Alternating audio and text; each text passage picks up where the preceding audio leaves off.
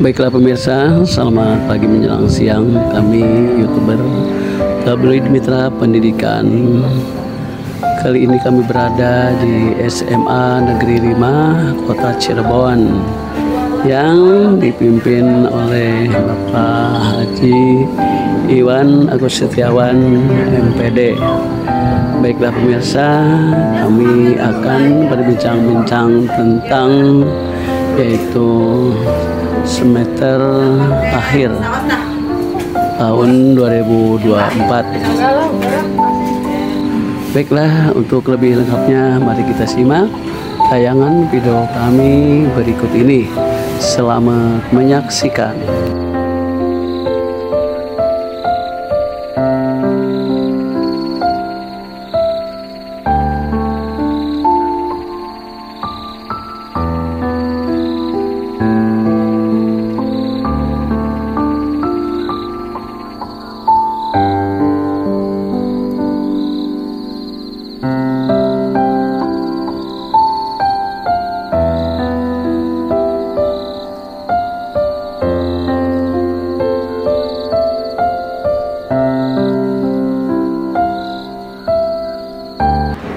Oke Kang, seperti biasa selamat pagi menjelang siang.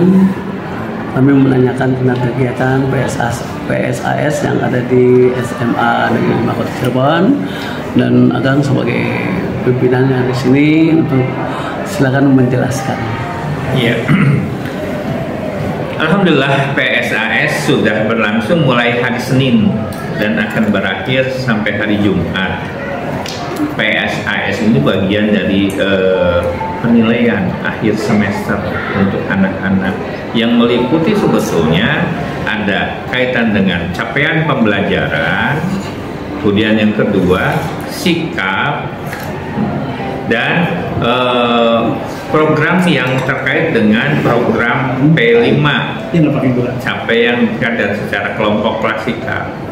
Nah, untuk hari Senin sampai Jumat terkait dengan tes yang dilakukan pada mata pelajaran. Semuanya ada 16 mata pelajaran.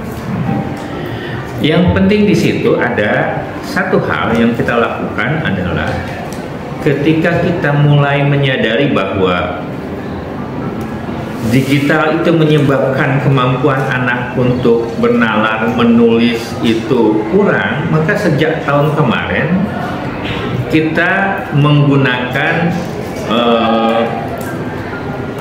dengan kertas atau by paper, bahwa tes itu tidak hanya anak memilih pakai gadget dengan tutul selesai masalah, enggak, tetapi penalaran literasi siswa itu dapat diungkap dari kemampuannya dengan jawaban yang ditulis isai di kertas. Memang tidak banyak jumlahnya, mungkin cuma beberapa pertanyaan, tapi kemampuan anak untuk menulis, kemampuan anak untuk bernarasi di kertas itu jadi sebuah dokumen yang bagus. Ternyata tahun kemarin banyak anak yang sudah mulai susah menulis dengan baik. Menulis dengan baik itu susah dibaca. Yang kedua, ternyata kemungkinan anak agak susah ketika menumpahkan apa yang ada di benaknya untuk dibuat dalam bentuk tulisan. Nah, sudah 3 semester ini perkembangannya sudah mulai bagus. Di antara artinya bahwa anak mengisi lembar jawaban isai itu sudah mulai penuh dengan tulisan yang sudah mulai bisa mudah terbaca. Artinya ini ada sesuatu yang bisa dicapai, bahwa kemampuan anak yang telah hilang di 2 tahun COVID itu mulai sedikit demi sedikit kembali.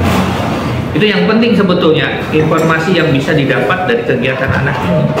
Mengenai nilai, itu sangat individual sekali ya, kemampuan dari anaknya akan muncul.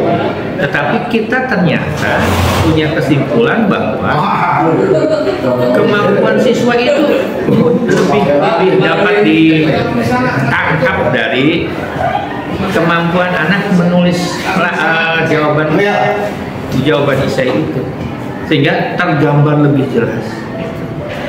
Nah, itu yang sudah kita lakukan. Sehingga kita berprinsip bahwa tetap harus menggunakan kertas sebagai upaya untuk mengungkap semua potensi yang ada pada siswa yang bisa dikembangkan.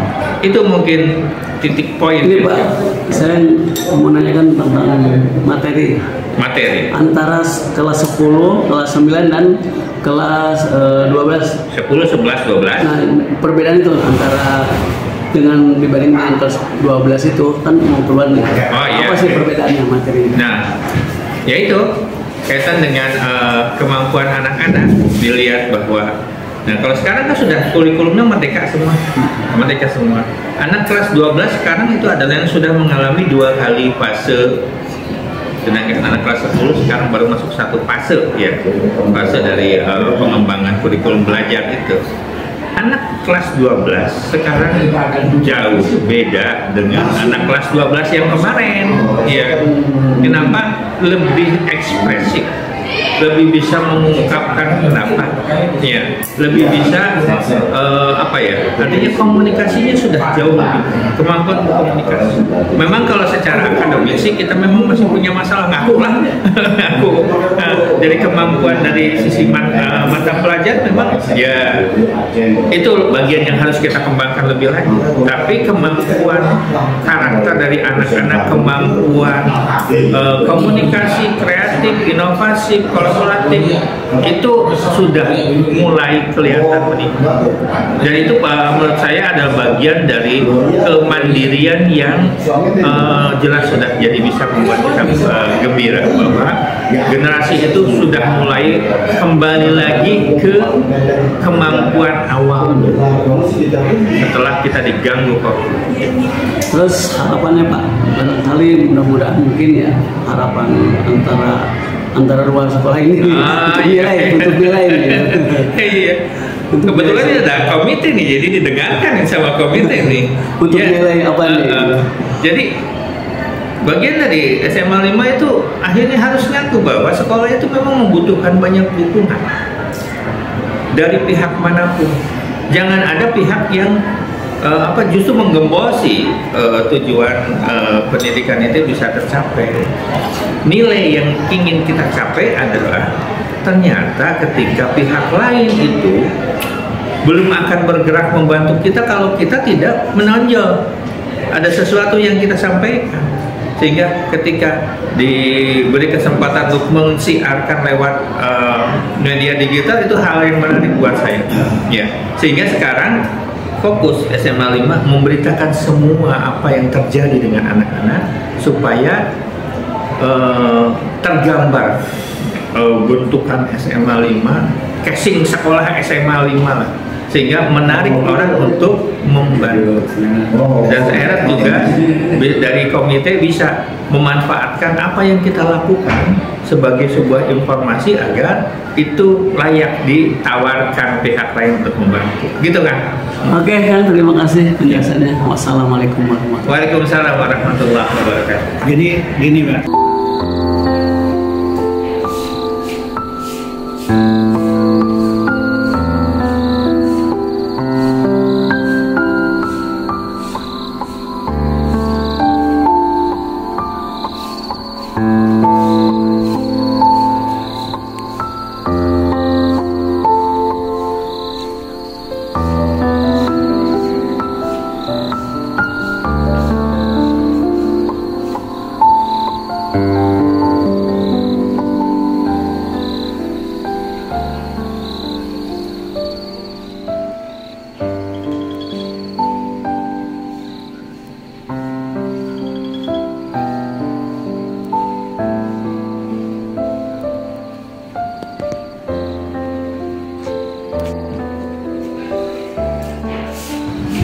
Demikianlah laporan kami, YouTuber Tablimita Pendidikan dari SMA Negeri 5 Kota Cirebon.